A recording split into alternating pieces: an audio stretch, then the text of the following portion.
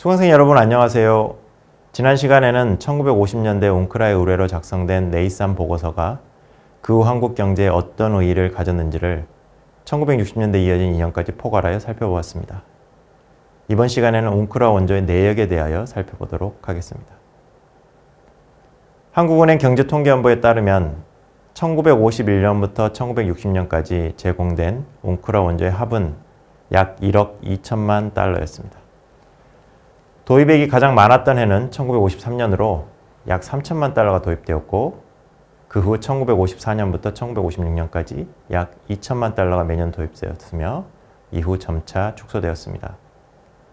웅크라가 1958년 해체됐는데도 1960년까지 도입액이 있는 것은 아직 완료되지 않은 프로젝트를 완료하기 위한 것이었습니다. 금액이 아닌 전체 해외 원조 중 비율을 보면 1953년이 15.2%로 가장 높았으며 이후 FOAIC 원조가 늘어남에 따라 비율은 빠르게 하락했습니다. 통일 한국의 재건을 꾀한다는 큰 목표를 가지고 출발하였지만 환경 변화 속에서 그 역할이 크게 축소된 것을 확인할 수 있습니다.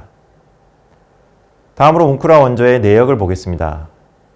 한국은행 경제통계연보는 웅크라 원조를 농림, 수산, 공업, 전력, 수송 및 통신, 광업, 주택, 교육, 보건위생, 민수물자, 특수계획이라는 11가지 범주로 구분했습니다. 1951년부터 1959년까지의 원조 도입의 합계를 범주별로 보면 민수물자 도입이 29.7%로 가장 많았고 공업이 21.1%로 그 다음을 차지했습니다. 이 둘을 합치면 절반이 넘게 됩니다. 그 다음은 광업 10.5%, 교육 7.9%의 순이었습니다. 원조 내역을 다시 연도별로 보겠습니다. 휴전협정이 체결됐던 1953년에는 민수물자 도입이 65.9%로 압도적으로 많았습니다. 그만큼 부족한 물자를 당장 공급하는 것이 중요했다고 할 수 있겠습니다. 전쟁 후 재건 노력이 본격화되면서 민수물자 도입은 줄고 대신에 공업 관련 원조가 점차 중심이 되게 됩니다. 1956년에는 웅크라 원조 중 53.8%가 공업을 대상으로 한 것이었습니다. 각 범주별로 좀 더 자세히 내역을 살펴보겠습니다. 이번에는 자료를 바꿔서 UN 회계감사단이 웅크라의 활동이 시작된 1950년 12월 1일부터 종료된 1960년 8월 30일까지의 회계감사를 한 후 UN 사무총장에게 보낸 보고서를 보겠습니다. 여기서는 범주를 10가지로 구분했는데 농림과 수산이 하나로 묶여있는 것을 제외하면 나머지는 분류가 같습니다. 각 범주별 원조액도 약간의 차이는 있지만 경제통계연보의 금액과 거의 같습니다. 각 범주별로 다시 하위 분류가 있는데 한국은행의 웅크라 원조 수입 상황표보다 자세합니다.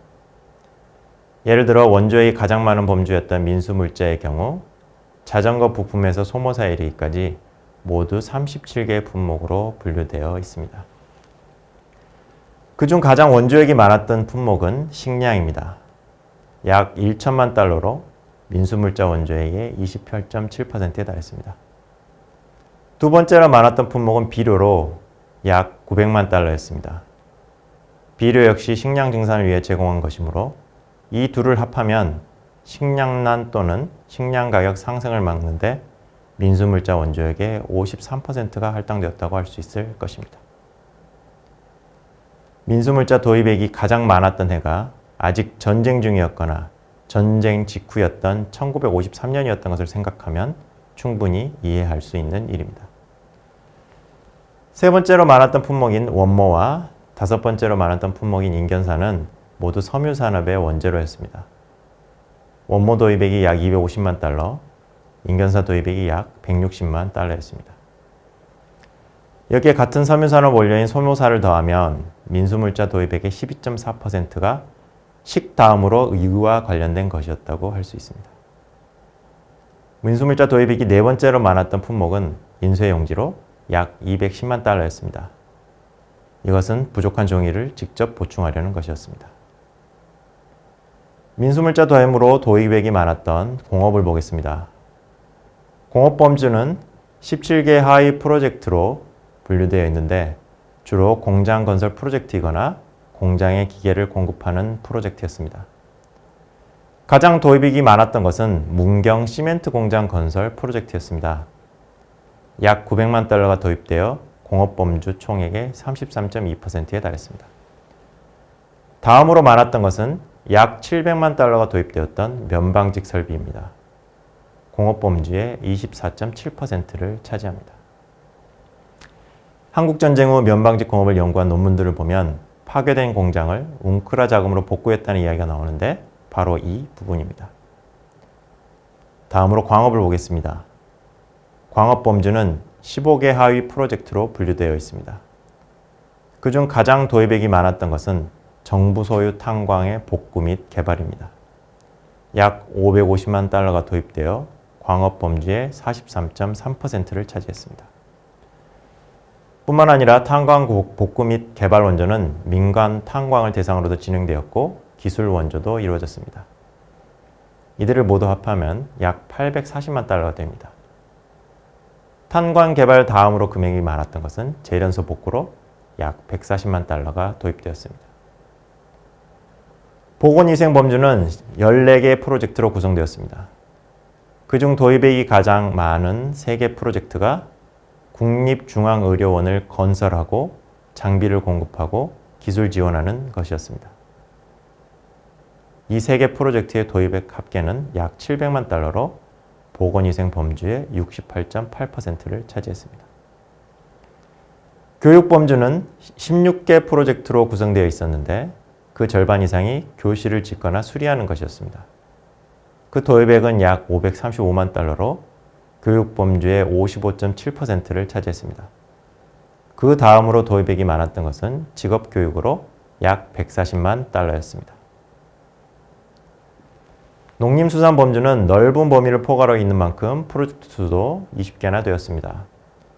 그중 가장 큰 프로젝트는 관계 및 토지 개량으로 약 220만 달러가 도입되었습니다. 농림수산 범주의 27.2%에 해당합니다. 다음으로 큰 프로젝트는 어업장비 지원이었습니다. 약 140만 달러로 17.1%를 차지했습니다. 그런데 이와 유사한 어업 관련 프로젝트로 어선, 어망, 통조림 공장 등도 있었습니다. 이를 전부 합하면 약 340만 달러가 됩니다. 아직 몇 개 범주가 남아있지만 마지막으로 수송 및 통신 범주만 보도록 하겠습니다. 화물차 도입이 약 180만 달러로 32.9%, 철로 침목이 약 150만 달러로 27.1%, 항구 준설이 약 130만 달러로 23.4%였습니다. 도로, 철도, 항만 등 거의 모든 수송 분야를 지원하고 있었음을 알 수 있습니다.